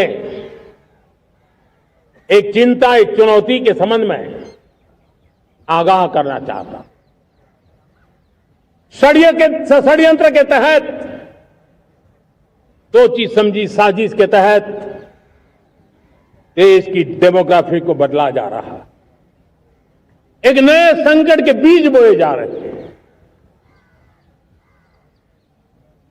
और ये घुसपैठिए मेरे देश के नौजवानों की रोजी रोटी छीन रहे हैं। एक घुसपैठिए मेरे देश की बहन बेटियों को निशाना बना रहे हैं। ये बर्दाश्त नहीं होगा। ये घुसपैठिए भोले भाले आदिवासियों को भ्रमित करके उनकी जमीनों पर कब्जा कर रहे हैं। ये देश सहन नहीं करेगा। और इसलिए मेरे प्यारे देशवासियों, जब डेमोग्राफी परिवर्तन होता है, सीमावर्ती क्षेत्रों में डेमोग्राफी में परिवर्तन होता है, तब राष्ट्रीय सुरक्षा के लिए संकट पैदा होता है।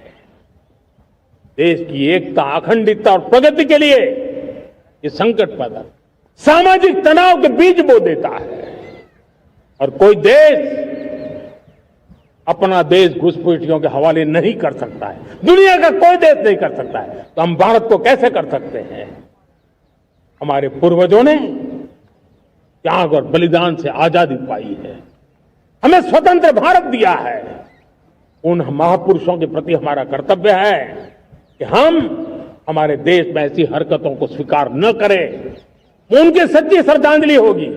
और इसलिए मैं आज लाल किले की प्राचीर से कहना चाहता हूं, हमने एक हाई पावर्ड डेमोग्राफी मिशन शुरू करने का निर्णय किया है।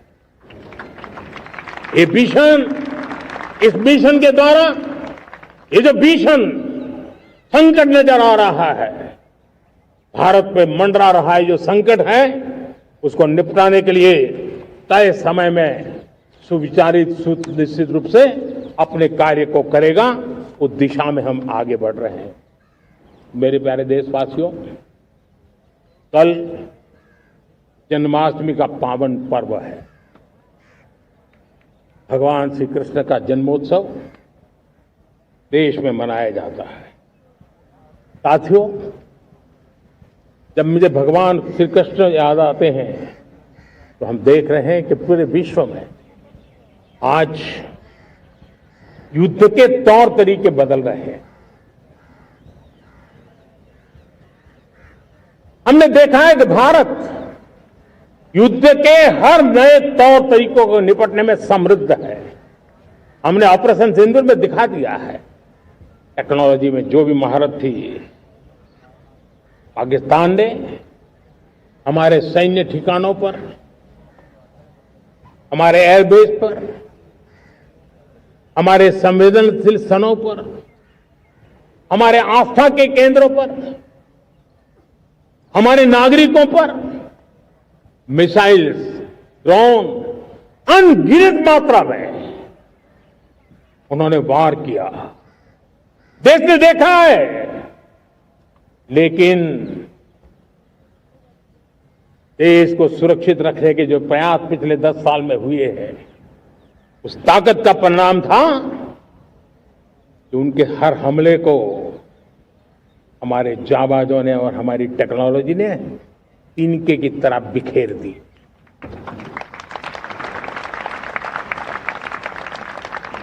रत्ती भर नुकसान नहीं कर पाए, और इसलिए जब युद्ध के मैदान में टेक्नोलॉजी का विस्तार हो रहा है, टेक्नोलॉजी हावी हो रही है, तब राष्ट्र की रक्षा के लिए, देश के नागरिकों की सुरक्षा के लिए हमें भी, हमने जो आज महारत पाई है, वो महारत का और विस्तार करने की जरूरत है। हमने आज जो महारत पाई है, उसको लगातार अपग्रेड करते रहने की आवश्यकता है। और इसलिए साथियों, मैंने एक संकल्प लिया है, मुझे आपके आशीर्वाद चाहिए, कोटि कोटि देशवासियों के आशीर्वाद चाहिए, क्योंकि समृद्धि कितनी ही क्यों न हो, अगर सुरक्षा के प्रति उदासीनता बरतते हैं तो समृद्धि भी किसी काम की नहीं रहती। और इसलिए सुरक्षा का महत्व बहुत बड़ा है। और इसलिए मैं आज लाल किले की प्राचीर से कह रहा हूं, आने वाले 10 साल में 2035 तक राष्ट्र के सभी महत्वपूर्ण स्थलों, जिनमें सामरिक के साथ साथ सिविलियन क्षेत्र भी शामिल है, जैसे अस्पताल हो, रेलवे हो, जो भी आस्था के केंद्र हो, उन्हें टेक्नोलॉजी के नए प्लेटफॉर्म द्वारा पूरी तरह सुरक्षा का कवच दिया जाएगा। ये सुरक्षा का कवच लगातार विस्तार होता जाए, देश का हर नागरिक सुरक्षित महसूस करे, किसी भी प्रकार की टेक्नोलॉजी हम पर वार करने आ जाए, हमारी टेक्नोलॉजी उससे बेहतर सिद्ध हो। और इसलिए आने वाले 10 साल 2035 तक मैं ये राष्ट्रीय सुरक्षा कवच का विस्तार करना चाहता हूं, मजबूती देना चाहता हूं, आधुनिक बनाना चाहता हूं। और इसलिए भगवान श्री कृष्ण से प्रेरणा पाकर के हमने श्री कृष्ण का जो सुदर्शन चक्र था, उस सुदर्शन चक्र की राह को चुना है। आप में से बहुत लोगों को याद होगा, जब महाभारत की लड़ाई चल रही थी, श्री कृष्ण ने अपने सुदर्शन चक्र से सूर्य के प्रकाश को रोक दिया था और दिन में ही अंधेरा कर दिया था। सूर्य प्रकाश को सुदर्शन चक्र से रोक दिया था। और तब अर्जुन ने जो शपथ ली थी जयद्रथ का वध करने की, उस प्रतिज्ञा को अर्जुन पूर्ण कर पाए थे। वो सुदर्शन चक्र के पराक्रम और रणनीति का परिणाम था। अब देश सुदर्शन चक्र मिशन लॉन्च करेगा।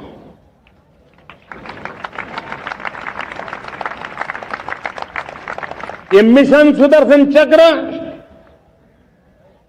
एक पावरफुल वेपन सिस्टम दुश्मन के हमले को न्यूट्रलाइज तो करेगा ही करेगा, लेकिन कई गुना ज्यादा दुश्मन पर हिट बैक करेगा।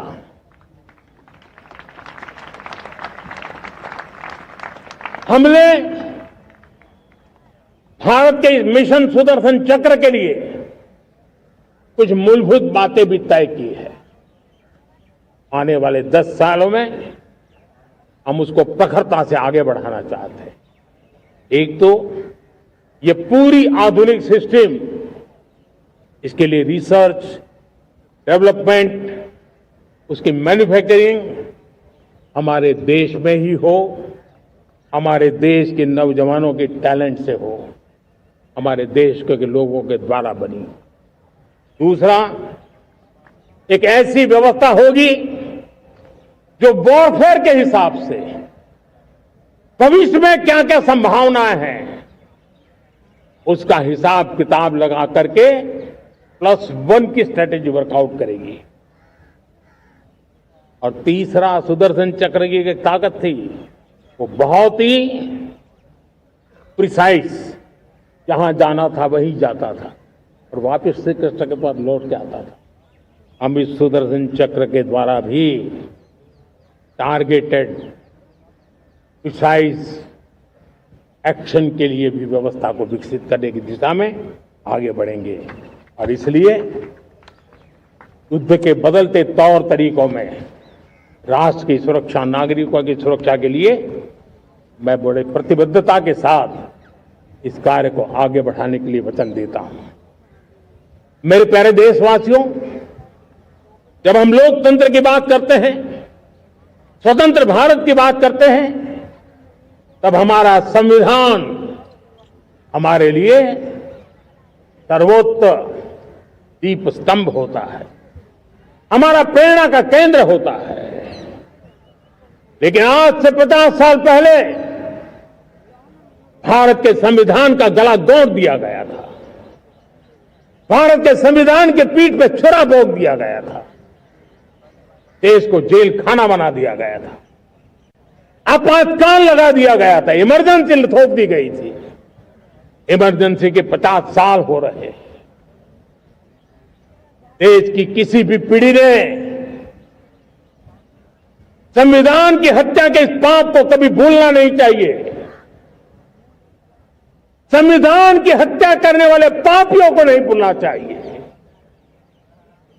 और हमें भारत के संविधान के प्रति अपने समर्पण को और मजबूती देते आगे बढ़ना चाहिए। वो हमारी प्रेरणा है। मेरे प्यारे देशवासियों, मैंने इसी लाल किले से पंच प्रण की बात कही थी। आज लाल किले से फिर से एक बार मेरे देशवासियों का पुनः स्मरण जरूर करना चाहता हूं। विकसित भारत बनाने के लिए न हम रुकेंगे, न हम झुकेंगे। हम परिश्रम की पराकाष्ठा करते रहेंगे और अपनी आंखों के सामने 2047 में विकसित भारत बना करके रहेंगे।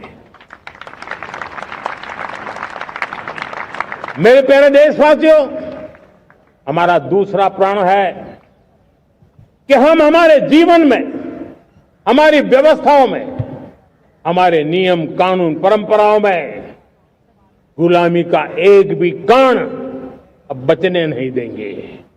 हम हर प्रकार की गुलामी से मुक्ति पाकर के ही रहेंगे। मेरे प्यारे देशवासियों, हम अपनी विरासत पर गर्व करेंगे। हमारी पहचान का सबसे बड़ा आभूषण, सबसे बड़ा गहना, सबसे बड़ा मुकुटमणि हमारी विरासत है। हम विरासत का गर्व करेंगे। मेरे प्यारे देशवासियों, इन सब के लिए एकता, ये मंत्र सबसे बड़ा शक्तिशाली मंत्र है। और इसलिए एकता की डोर को कोई काट न सके, ये हमारा सामूहिक संकल्प होगा। मेरे प्यारे देशवासियों, मां भारती के प्रति कर्तव्य निभाना ये पूजा से कम नहीं है, तपस्या से कम नहीं है, आराधना से कम नहीं है। और उसी भाव से हम सब मातृभूमि के कल्याण के लिए परिश्रम की पराकाष्ठा करते हुए 2047 विकसित भारत के लक्ष्य को पार करने के लिए अपने आप को अपा देंगे, अपने आप को झोंक देंगे। जो भी सामर्थ्य है, कोई भी अवसर को छोड़ेंगे नहीं। इतना ही नहीं, नए अवसरों को निर्माण करेंगे और निर्मित करने के बाद हम 140 करोड़ देशवासियों के सामर्थ्य से आगे बढ़ते ही रहेंगे, बढ़ते ही रहेंगे, बढ़ते ही रहेंगे। मेरे प्यारे देशवासियों, हमें याद रखना है, 140 करोड़ देशवासियों को याद रखना है, परिश्रम में जो तपा है, परिश्रम में जो तपा है, उसने ही तो इतिहास रचा है। परिश्रम में जो तपा है, उसने ही तो इतिहास रचा है। जिसने फौलादी चट्टानों को तोड़ा है, जिसने फौलादी चट्टानों को तोड़ा है, उसने ही समय को मोड़ा है। जिसने फौलादी चट्टानों को तोड़ा है, उसने ही समय को मोड़ा है। और समय को मोड़ देने का भी, समय को मोड़ देने का भी यही समय है, सही समय है। मेरे प्यारे देशवासियों, एक बार फिर आप सबको आजादी के इस महान पर्व की अनेक अनेक शुभकामनाएं देता हूं, बहुत बहुत बधाई देता हूं। मेरे साथ बोलेंगे, जय हिंद, जय हिंद, जय हिंद। भारत माता की, भारत माता की, भारत माता की। वंदे, वंदे, वंदे। बहुत बहुत धन्यवाद। प्रस्तुत है स्वाभिमान योजना। कार्यरत और सेवानिवृत्त सरकारी कर्मचारियों एवं महिला निवेशकों के लिए विशेष छूट। भारत के प्रमुख शहरों में रेरा अप्रूव्ड और रजिस्ट्री रेडी आवासीय प्लॉट्स एवं फ्लैट्स। जयपुर, गोवा के पास, मुंबई, हरिद्वार, गाजियाबाद, यमुना एक्सप्रेसवे, ग्रेटर नोएडा, भोलेरा जैसे कई शहर। 80% तक लोन उपलब्ध। कीमतें शुरू 8.64 लाख से है। आवेदन राशि 50,000।